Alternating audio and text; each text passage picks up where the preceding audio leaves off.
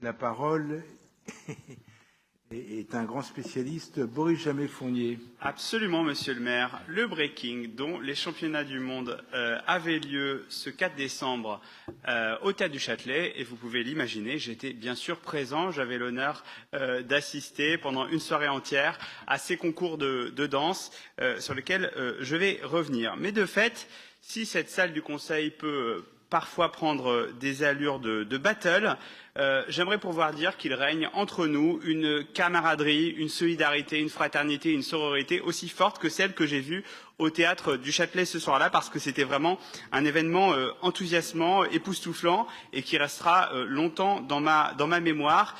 Et d'ailleurs, je vais avoir l'occasion de penser au breaking ou au breakdance ou au break, comme on l'appelle parfois, encore assez souvent, puisque, et c'est la belle nouvelle, ce sport fait son entrée dans l'olympisme, et en tout cas il le fera en 2024, mais évidemment la ville de Paris se mobilise pour préparer cette échéance dès aujourd'hui.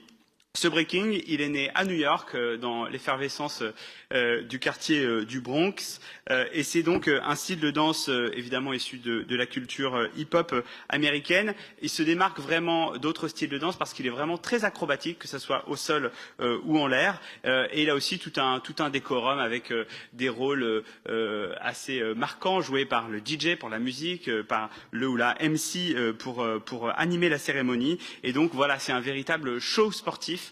C'est un petit peu au croisement entre la culture, la danse et le sport. Encore une fois, des b-boys et des b-girls, donc comme on appelle les athlètes, représenteront la France au JO de 2024 dans cette discipline. En effet, au-delà des 28 sports olympiques officiels qui sont bien identifiés, Paris 2024 a fait le choix de proposer au CIO, dans la continuité des Jeux de Tokyo, il faut le dire, 4 sports additionnels. Donc ce sont des dispositifs, des disciplines plutôt sportives nouvelles, qui sont créatives, qui sont spectaculaires, j'ai insisté sur ce point, et qui sont surtout en phase avec notre époque, avec les jeunes. Et donc on retrouve le surf, l'escalade et le skateboard, donc qui était présent à Tokyo. Et on retrouvera à Paris ce breaking, qui est véritablement un moyen d'élargir le public des Jeux olympiques et paralympiques, et aussi une évolution pour cette discipline qui était auparavant considérée comme une danse et comme une discipline artistique, un moyen d'expression, ce qu'il est effectivement, mais compte tenu de l'investissement physique que cela demande aux participantes et participants, je peux vous dire que ça mérite tout à fait ces galons de sport. Et donc pour les athlètes de breaking, comme pour l'ensemble des Parisiennes et des Parisiens, les Jeux démarrent maintenant.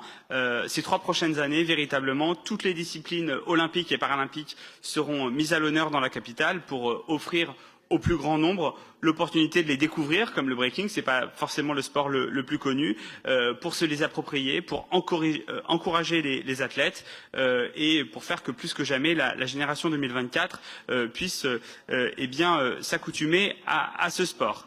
Véritablement, l'ambition, c'est de transmettre, de révéler des talents artistiques et sportifs et de provoquer des rencontres inattendues. Et je peux vous dire qu'en termes de rencontres inattendues, dans le lieu patrimonial qu'est ce théâtre du Châtelet, avec 1600 personnes et notamment des jeunes qui étaient survoltés, moi je peux vous dire j'étais au 5e étage, donc j'avais une vue panoramique sur tout le monde.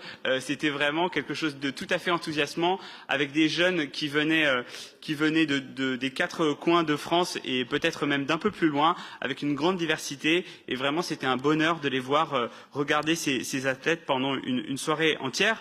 Je pense notamment à la finale, au final plus exactement, puisque la finale féminine a vu s'affronter 2 athlètes japonaises, la finale masculine a vu s'affronter un Canadien et un Américain, et vraiment c'était un beau symbole de voir cette alliance de culture, de sport, de partage dans ce lieu patrimonial aussi symbolique que le théâtre du Châtelet. J'en termine pour dire, pour avoir un mot quand même pour la place, le centre culturel hip-hop de la ville de Paris, dont j'ai l'honneur d'être l'un des administrateurs, qui a connu des mois et des semaines relativement difficiles récemment, et qui s'est pleinement impliqué dans cet événement, qui a accueilli les équipes dès la veille, qui a permis de leur donner toutes les conditions de préparation nécessaires à ce que ça soit un bel événement. C'était vraiment un très bel événement. C'est pour ça que je suis très heureux que la ville de Paris puisse soutenir la Fédération française de danse.